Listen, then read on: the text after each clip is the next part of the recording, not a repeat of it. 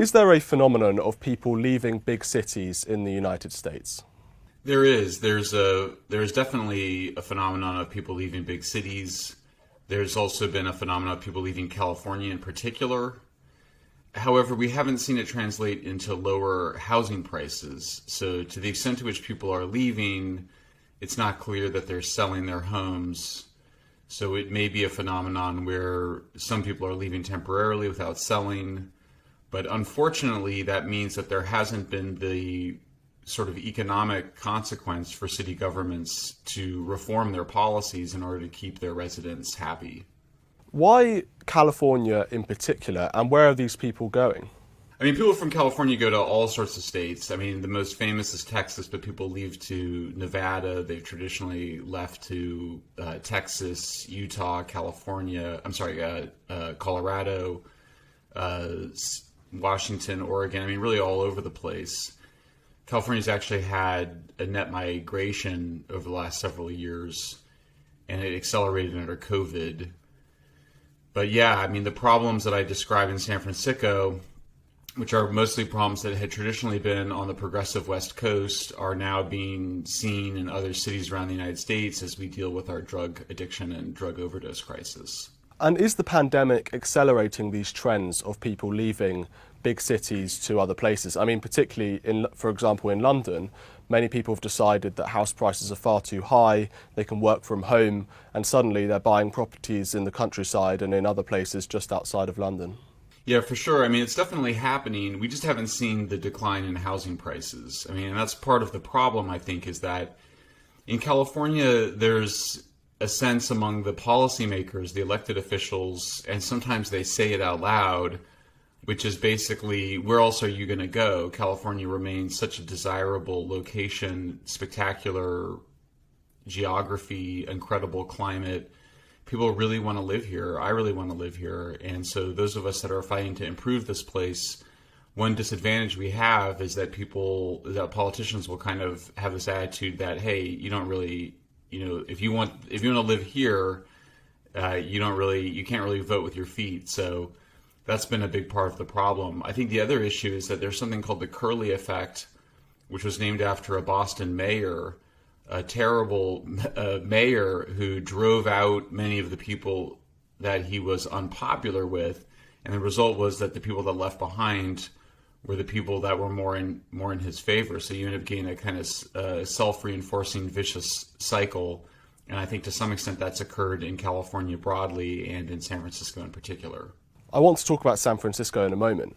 Why are people leaving cities like San Francisco generally? Can you give people a few reasons other than, for example, house prices or the pandemic? It seems there is something else going on here. I mean, I think it's hard for people that are not from here or who haven't spent any time on YouTube looking at videos to just understand how seriously chaotic and deteriorating the situation has become.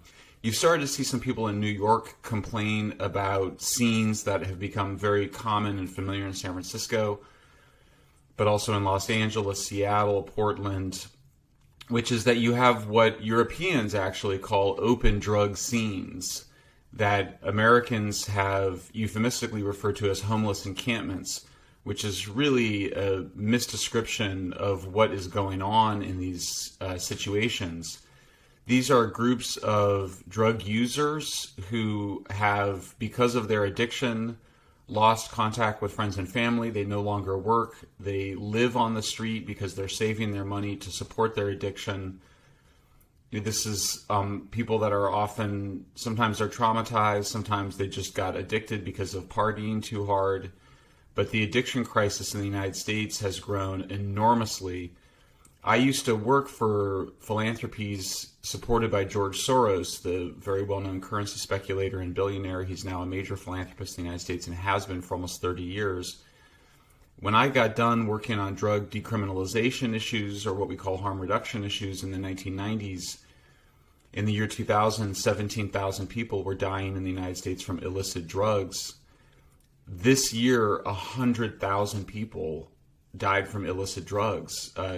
Drug overdose and drug poisoning is the number one cause of death for people 18 to 45. To put that 100,000 in perspective, that's 3 times more people than die in car accidents. That's 5 times more people than are killed by homicides.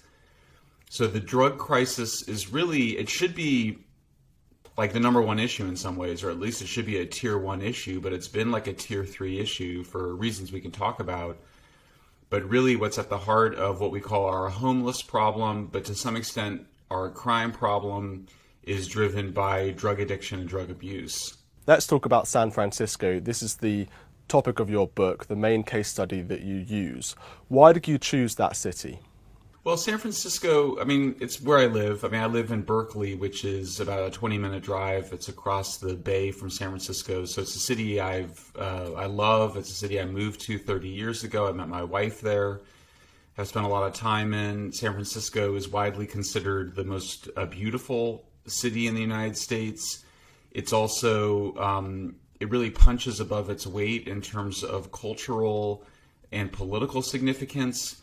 Most of California's leaders over the last half century have come from San Francisco. A wildly disproportionate number, particularly when you consider it has just a fraction of the people as Los Angeles, just about 1/10 of the people as Los Angeles, depending on how you're counting those two regions.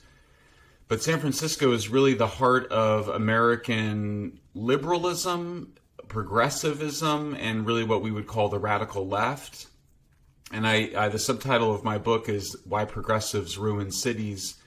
And the word progressive itself has a very interesting genealogy, but the word today is sort of used synonymously for liberals. But it really was also used by people on the radical left.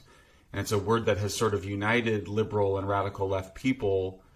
And the result has been catastrophic. And I say this as somebody that comes from the left, that used to be part of the radical left. I now consider myself liberal, not progressive.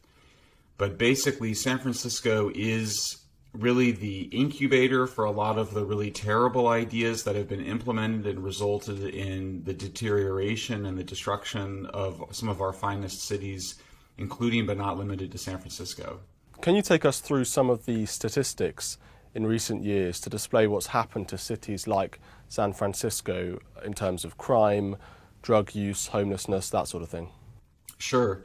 Well, to give a sense of it, just California-wide, California saw an increase in what we call homelessness by 30%, even as the numbers declined in the rest of the United States by 18%. The word homelessness is really a propaganda word. It's not a very accurate word because the word ends up conflating very different groups of people. It ends up conflating people that are schizophrenic and are off their meds and need to be under some kind of psychiatric care. It combines those people with people that are suffering from heroin or fentanyl or meth addiction and have lost connection with family and friends and are no longer working because of their addiction. And then it combines people that are just down on their luck. So we do have a different word that we sometimes use called unsheltered homeless, which is people that are not in shelters. Those folks overwhelmingly are suffering from addiction and mental illness or both. So we've just seen massive increases, and those numbers I mentioned are pretty out of date. At this point, it's probably more like a 50% increase in the homeless population in California. But to give you a sense of it, you can't walk around downtown San Francisco or downtown Los Angeles without seeing people using drugs publicly, defecating publicly. There are tents really everywhere downtown, but even across much of the city. For a long time, this dysfunctional behavior was confined to a small number of poor, mostly African American neighborhoods in our cities. As the drug addiction crisis grew worse and more people came from around the country, but also from within these regions, to live on the street and support their addiction, those numbers grew so large that they were no longer contained by those neighborhoods. And so that's why I have a book contract on it. That's why it's a subject of national debate, is because really it was no longer containable and it started to spread. The problem started to spread throughout the whole city. So you just see gigantic sums of money being spent on cleaning up feces. We have porta potties all over the city, but it doesn't really matter because people often don't use them. And really open air drug dealing. We have organized gangs that engage in turf wars. There's homicides. We've seen an overall increase of homicides by 30% between 2019 and 2020. We've seen an increase in all sorts of other crimes, property crimes, some of which are driven by addiction, like robbing convenience stores and drug stores. But we've also seen more organized crimes, organized thefts and lootings of department stores. We've seen a lot more carjackings, car break-ins.